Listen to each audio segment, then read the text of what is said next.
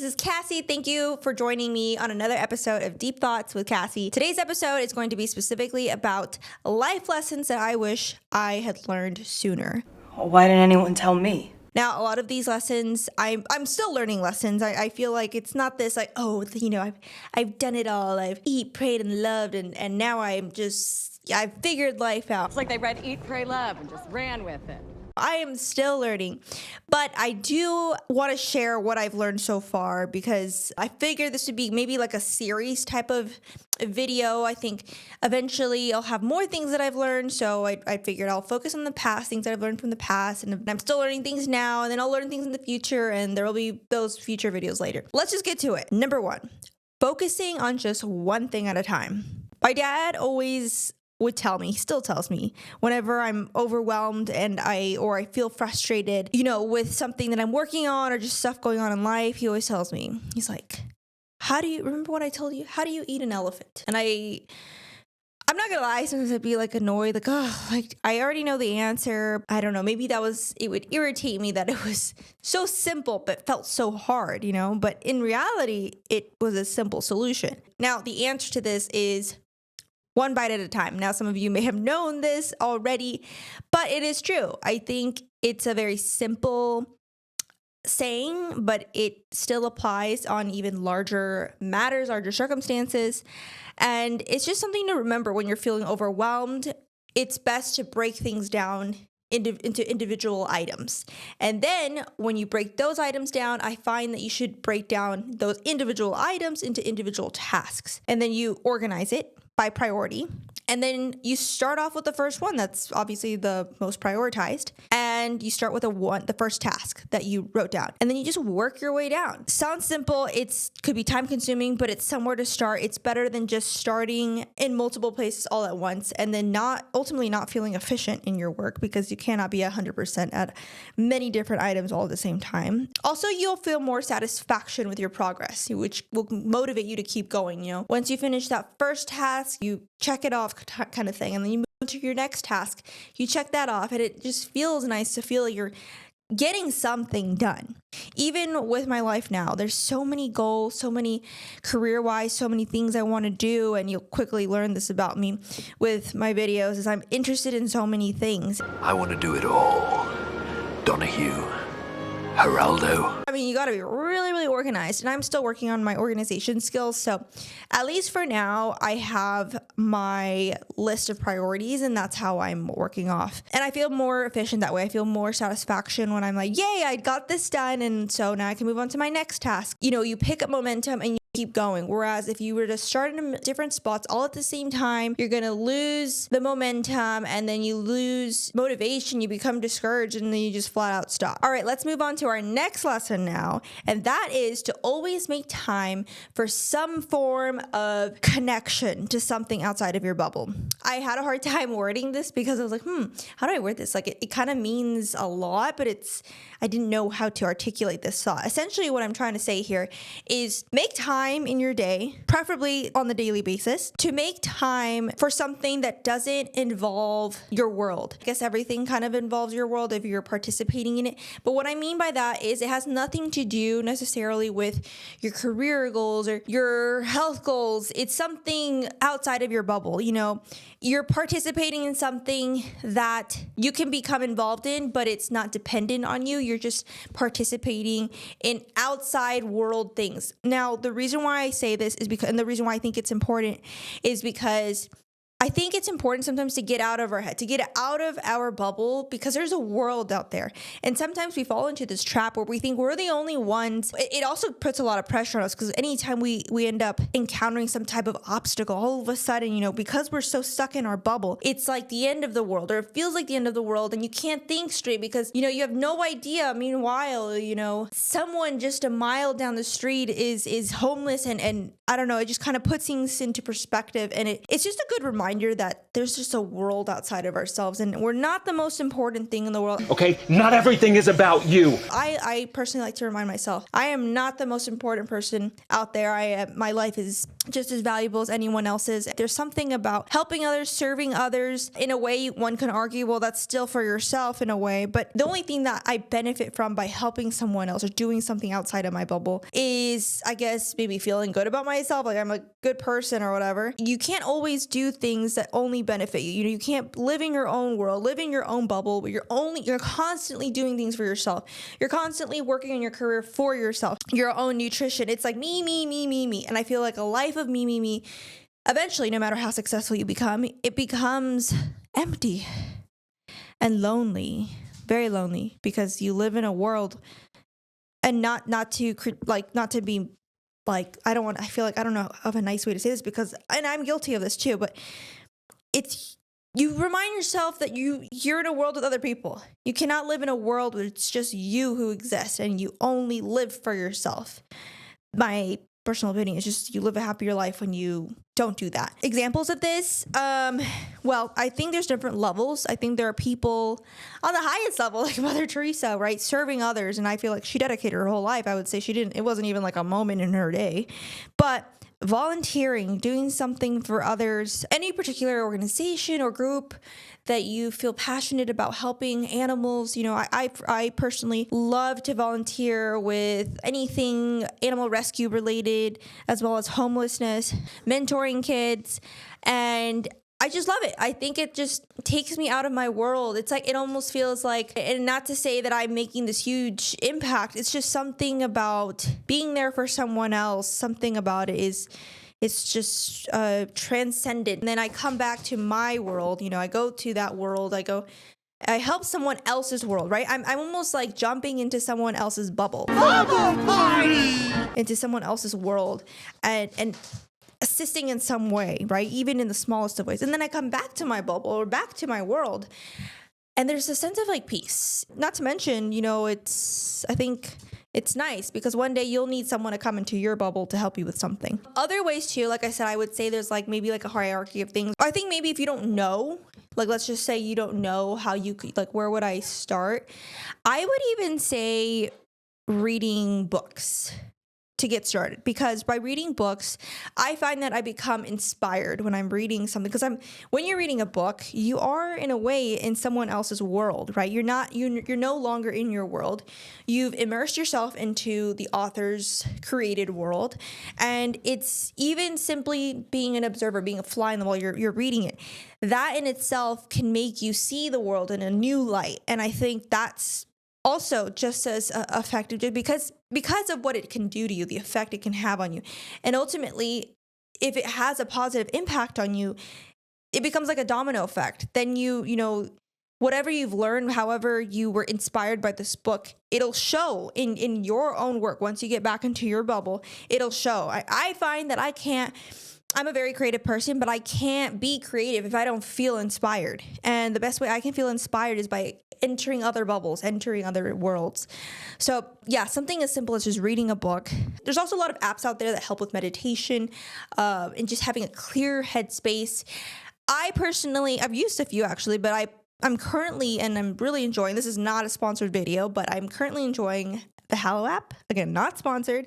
I genuinely do use the Hallow app. I have been using it, and there's a lot of different cool spiritual, mental challenges. It's very hard for me to adopt a new habit, and that is something I'm working on, is trying to make a habit of making habits. And I feel like I've made a pretty good habit out of this every single day, and it even will tell you like you're on a 7-day streak or something. And I would be disappointed if I broke the streak. So anyways, it's a really great way of sticking to something, and I make it a part of my daily routine. Something that I'm working on is doing it at a consistent time, because I know a lot of people are like, oh yeah, like they meditate or pray at the same time every day, 5 a.m. or it's like, I think Mark Wahlberg wakes up like at 4 a.m. or something like that. And that is great. That is something I would love to say I can do and hopefully could do one day. But in the meantime, I will say and I will admit that I do it on a daily basis, but at different times. Again, something I'm working on. Next lesson that I've learned so far is to start your mornings early. I've always wanted to be an early morning bird. My sister has been gifted with this natural ability to wake up 5 in the morning, very energized, ready to go, ready to seize the day. Yes! Oh, rise and shine, campers! Yeah, I was not gifted with that. I don't naturally wake up early. I've always been a night owl. In college, I would study till 2 in the morning, 3 in the morning.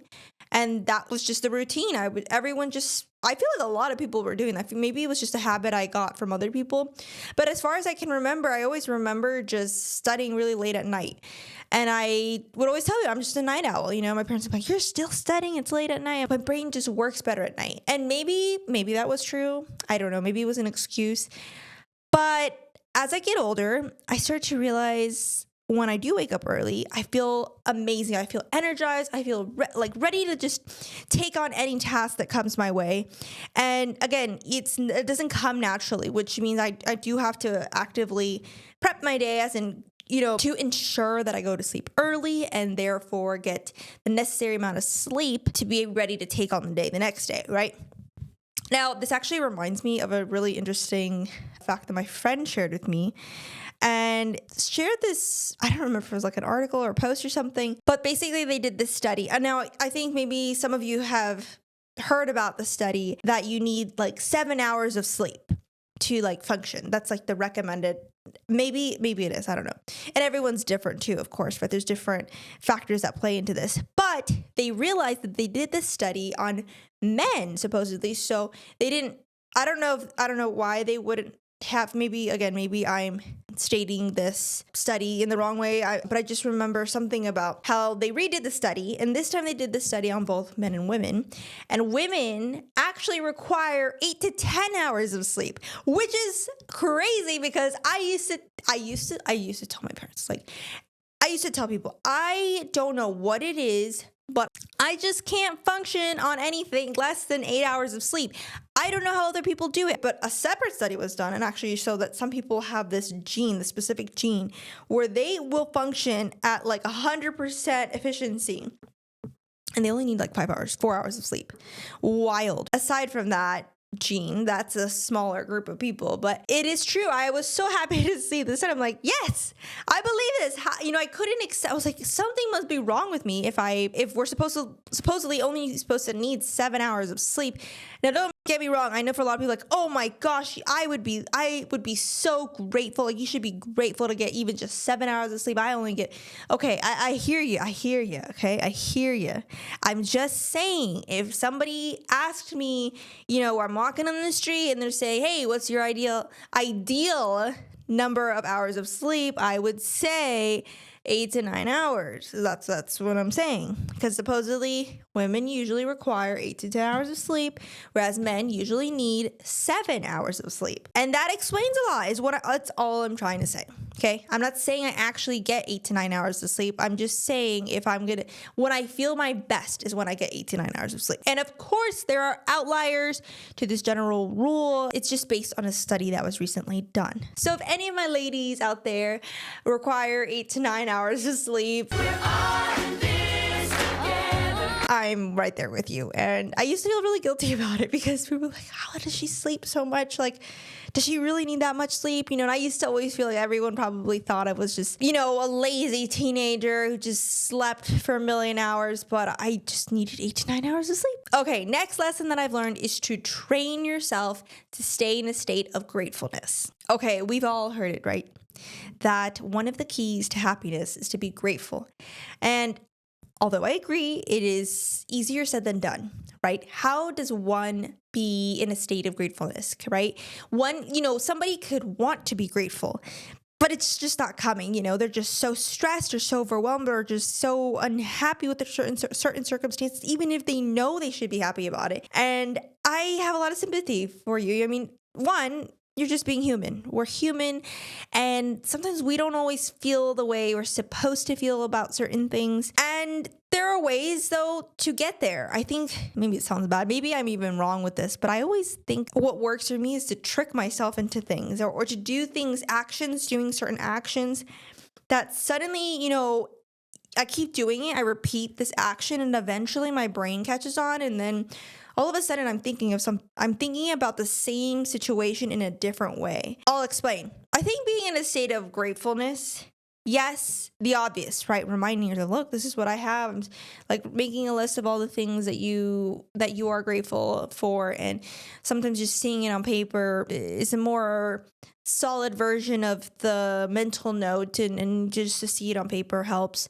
And yes, I agree with that. But I think sometimes maybe doing some type of action with it. So let's just say you wrote down, I'm grateful for my dog. Attach an action to it. So I'm grateful for my dog, and therefore I love going on walks, and you go on the walk, right? You plan it in your day. You're walking your dog, and as you're walking your dog, you say, I am so grateful for moments like these when I'm walking my dog. Now you're attaching the action with the thought, and it just becomes all the more real.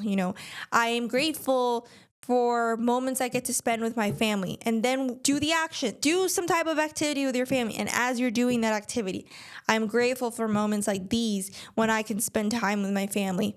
And again, sometimes it just takes time and repetitiveness of a habit so you could really feel the effect.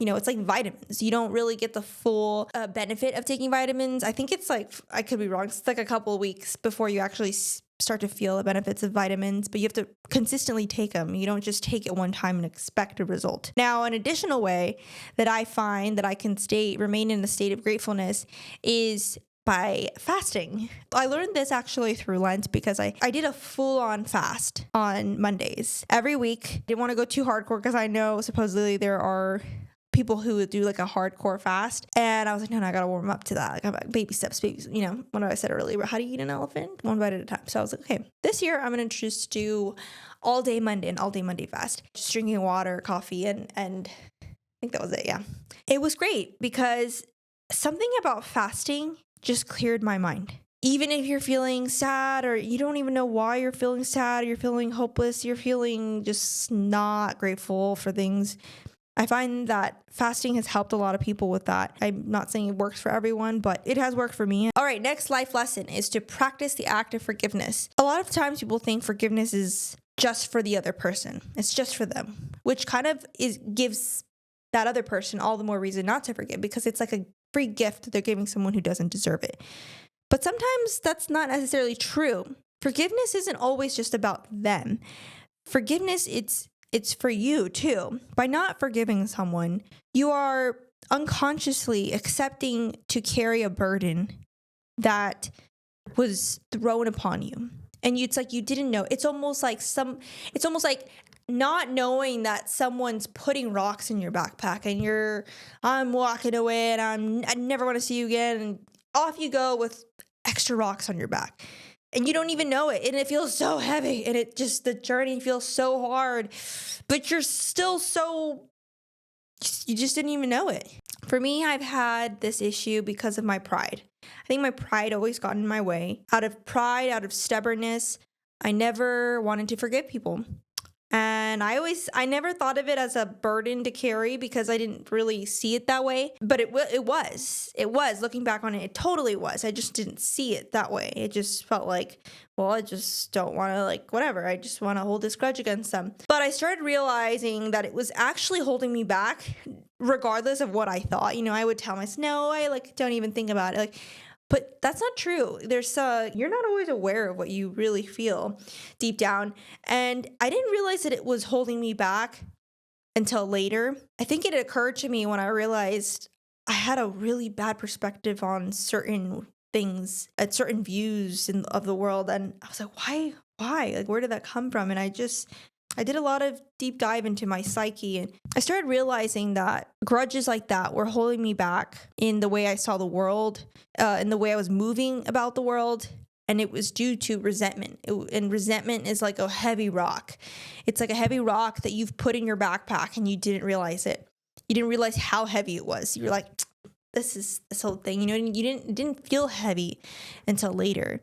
And maybe a better analogy would be I think I don't even remember where I saw this, but this lady was holding a very light rock, And she's carrying this rock on her hand, and she's like, this is super easy. And the whole challenge behind it was to see how long she could carry the rock for. And she's like, yeah, this will be easy. This is literally like less than a pound rock. She's holding this rock, super easy. But with time, she didn't realize it, but with time, the rock suddenly started to feel heavier and heavier. And it's so crazy because it's the exact same rock, but it feels 1,000,000 tons heavier. And that's how I see resentment. Sooner or later, and eventually you cannot carry it and you break. But that's how I see it. I think it was this rock that I thought was a light rock, and it just increasingly became heavier, and I increasingly became unable to carry it. It became just unbearable. And I realized I just needed to stop carrying it. Now, then the question comes, how do you stop carrying it? Well, not everyone's going to like this answer, including myself at the time. It's to forgive. In some cases, it's to forgive not just someone else, but sometimes it's to forgive yourself, which in some cases can be even harder. But ultimately, you are allowing yourself to become free of it. It's like having chains on. It's like being enslaved in an emotional way. And you didn't even realize it. You didn't even realize you had chains on. So free yourself. Forgive. Thank you for watching this episode. If you enjoyed the episode, don't forget to like, subscribe, and hit that ring bell for notifications. See you next time.